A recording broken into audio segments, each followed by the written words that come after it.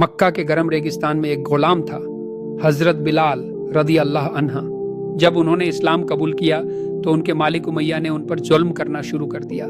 دوپہر کی تیز دھوپ میں انہیں گرم پتھروں پر لٹا دیا جاتا اور سینے پر بھاری پتھر رکھ دیا جاتا، مگر حضرت بلال رضی اللہ عنہ ہر درد کو برداشت کرتے ہوئے صرف ایک ہی کلمہ کہتے، احد احد، ایک اللہ ایک اللہ۔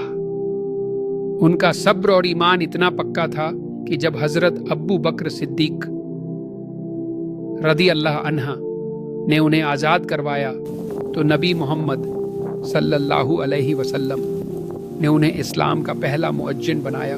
ان کی آواز میں اتنی روحانیت تھی کہ مدینہ کے لوگ فجر سے پہلے ہی جاگ جاتے۔